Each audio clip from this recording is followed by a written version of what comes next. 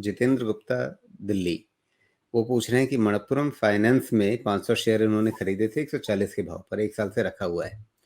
तो पूछ रहे हैं कि जिस भाव पे खरीदा था वो भाव कब तक वापस मिल सकता है? अब ये एक बड़ी समस्या है कि मतलब आप साल भर से आपने रखा हुआ है, उसके बाद अभी भी नीचे हैं। उम्मीद ये कर रहे हैं कि वापस कब भाव मिल जाए, तो मान लीजिए 6 महीने बाद अगर मिल भी गया, मान लीजिए, तो 1.5 साल आपने पैसा रखा और जिस भाव पे खरीदा था उसी भाव पे छुटकारा पा कर के, जान छुड़ा कर के बाहर भागेंगी। तो मतलब क्या सिर्फ़ ब्रोकिंग कंपनियों को बिज़नेस देने के लिए आप शेयर बाज़ार में खरीद-बिक्री कर रहे हैं?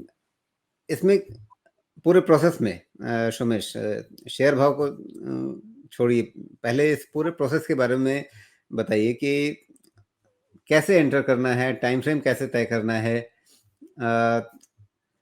शेयर का को आपने चुना, मान लीजिए किसी बात पे आपने पसंद किया, उसके बाद अगर चीज़ें ठीक नहीं चल रही हैं, तो कब आपको ये फैसला लेना है कि नहीं, इससे अब निकलने की ज़रूरत है?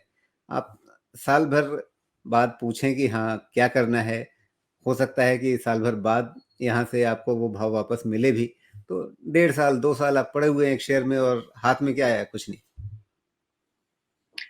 हाँ, ठीक है, एक-एक करके जो मैं समझ पा रहा हूँ आपके आपका जो क्वेश्चन है उस पे भी और इन्होंने जो किया होगा, उसको मैं रेप्लिकेट करने की कोशिश करता हूँ।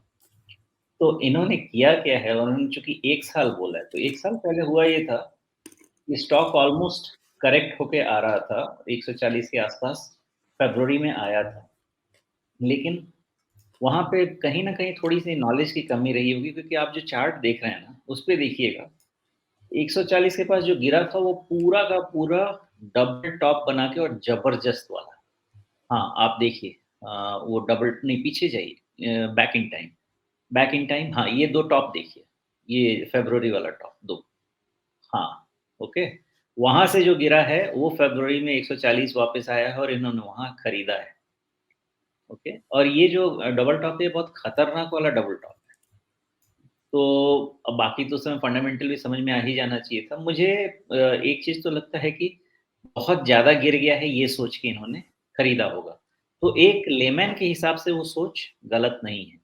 लेकिन आपको एक डॉक्टर से चेक कर लेना चाहिए था कि ये जो गिरा है इसके बाद क्या कोई और बड़ा डाउनसाइड ओपन होता है बिकॉज़ वो ओपन होने का सिचुएशन था ही, क्योंकि इसने जो डबल टॉप बनाया वो बहुत खतरनाक वाला था। तो कहीं न कहीं वो डिसीज़न मेकिंग का इश्यू रहा होगा, जो मैं देख के समझ पा रहा हूँ अब। बाकी तो जब इन्होंने लिया था तो वही बताएँगे, समझाएँगे अपनी को कि कैसे सोचा था। मुझे तो ये मामला समझ में आ रहा है। नहीं, जब 140 पे इन्होंने खरीदा हुआ है, तो ये शायद जब फरवरी 2022 में इन्होंने खरीदा होगा, जब एकदम से गिरना शुरू हुआ था। हुँ, लेकिन उन्होंने देखा यही होगा कि वो 200 250 से गिरता आ रहा है ना, 230 के आस-पास। जी, जी, बिल्कुल, सवा 200 से गिरना शुरू हुआ था, तो हाँ, उन्हें लगा होगा बहुत गिर गया, अब तो और कितना गिरेगा? हाँ, ज़ीरो भी हो जाएगा।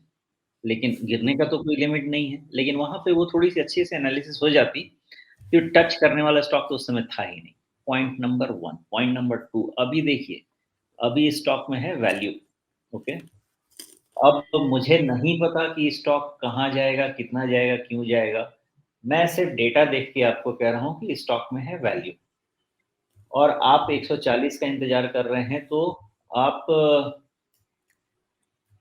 ₹100 और अभी है 100 तो ज़्यादा ठीक है, 20% का डाउनसाइड है और यहाँ से पन 20% का अपसाइड भी हो सकता है, 20% क्या ज़्यादा अपसाइड हो सकता है।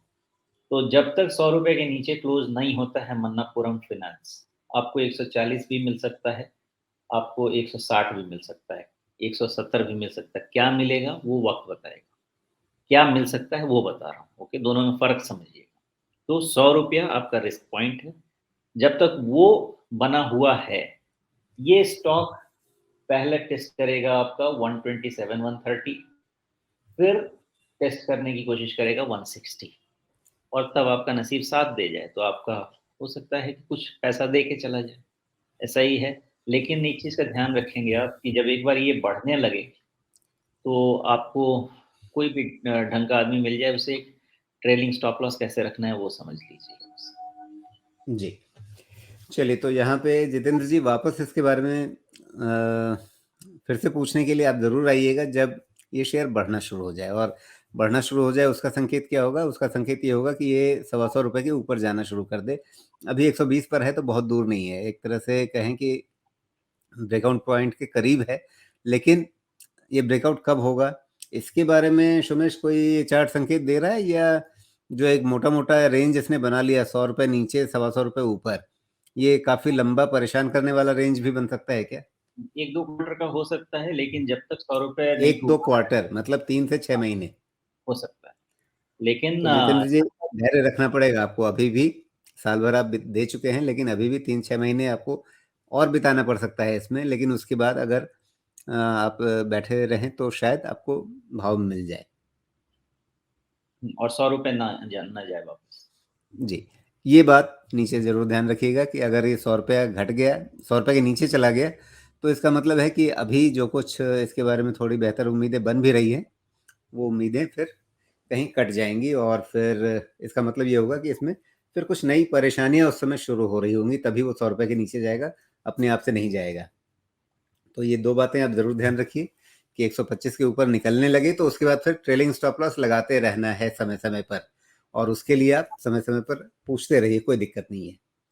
और नीचे ₹100 पर भी नज़र रखिए, उसके नीचे जाने पर आपको ज़रूर दिल कड़ा करके निकलना पड़ेगा।